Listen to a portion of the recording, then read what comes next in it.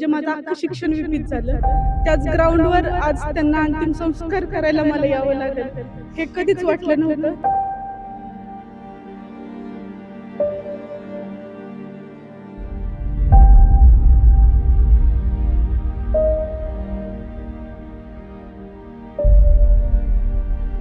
बोलायला शब्दच नाही, आम्हाला मूर्ख करून गेलं एवढं नेत्याने अजून सगळ्यांसाठीच आपलं देवाने असं नव्हतं करायला पाहिजे।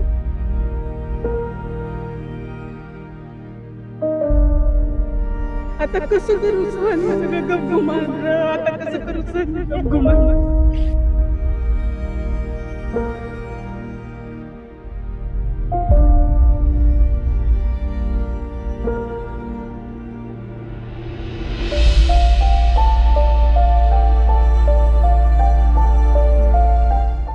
विमान अपघातात अजित पवार यांचं निधन झालं आणि त्यानंतर त्यांचं जे पार्थिव जे आहे ते या ठिकाणी बारामतीच्या मैदानावर विद्याप्रतिष्ठान या मैदानावर ठेवण्यात आलेलं आहे। त्यांच्या अंत्यविधीसाठी बारामतीतील महिला, राज्यभरातून महिला ज्या आहेत त्या आलेल्या आपल्याला पाहायला मिळतात। त्या आपल्यासोबत काही महिला आहेत ज्या त्यांच्यासोबत सातत्याने असायच्या, त्यांचे जे काही कार्य असेल त्याच्यासोबत असायच्या। आज काय भावना आहे? म्हणजे आमच्या घरातले राजकारणातच आहेत, त्यांच्या सोबत आहेत। मी लहानपणापासून विपीत शिकले, म्हणजे माझं अख्खं शिक्षण विपीत झालं। त्याच ग्राउंडवर आज त्यांना अंतिम संस्कार करायला मला यावं लागेल, हे कधीच वाटलं नव्हतं।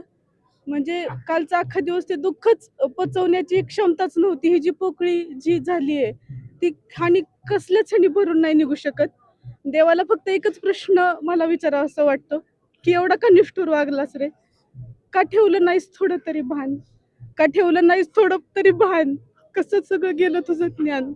का ठेवलं नाही थोडं तरी भान? कसं सगळं तुझं गेलं ज्ञान? कसं कसं नेलाच आमचा सगळ्या गोष्टीची असलेलं जाण?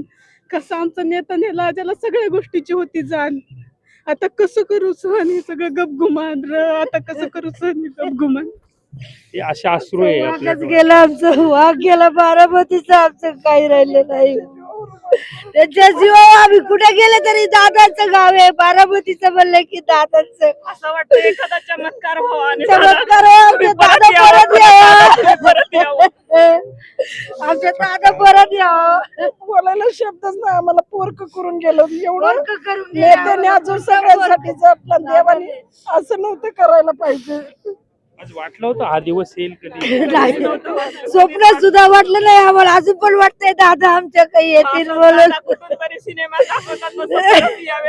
गोरगरिबांना खूप त्यांची जाण होती, खूप लोकांना त्यांनी केलं। आमचं दैवत होते दादा, दैवत होते आमचे दादा, परत यायला पाहिजे आमचे दादा, कधीच विसरणार नाही जब तक रहेगा। आज शेवट तुमचं शेवटचं कधी बोलणं झालं होतं का किंवा दादाशी काही याला उमेदवारीला अर्ज भरताना पंचायत समितीच्या तेव्हा बोलणं झालं, म्हणजे खरडे ताई तुमचं मला सगळं माहिती, बस मला विचारलं सुद्धा नाही। अगोदर उपसभापती होते दादानी, एवढं छोटं गाव असून मला 3 वर्ष उपसभापती पद दिलं। खूप प्रेम करायचे, कधी कार्यक्रमात जेवले हे झालं ते सगळं विचारायचे। आज दिवस खूप कठीण आहे। आज तुमच्या समोर दिवस, असा दिवस कुणावर येऊ नये। बारामतीवर येणं ही खूप अवघड गोष्ट आहे, सगळे खूप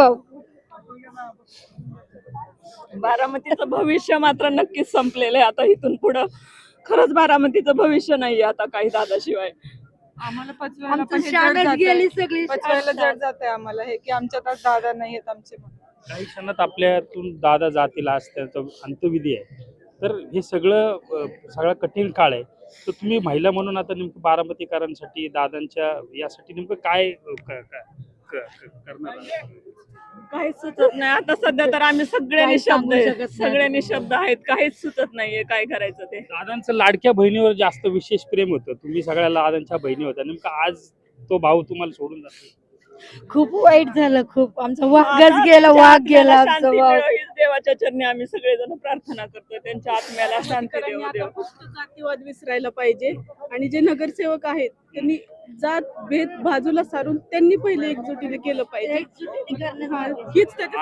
आज या महिलाला अश्रू त्यांचे रोखता येत नाहीये। आज अशी परिस्थिती जी आहे ती या विद्याप्रतिष्ठानच्या मैदानावर आपल्याला पाहायला मिळते आणि आजचा दिवस जो आहे तो अत्यंत वाईट दिवस आहे अशा त्यांच्या भावना ज्या आहेत ते या ठिकाणी व्यक्त करताना दिसतात. कॅमेरा पर्सन दीपक सोनसह सुमित सोनोने, न्यूज 18 मराठी, बारामती.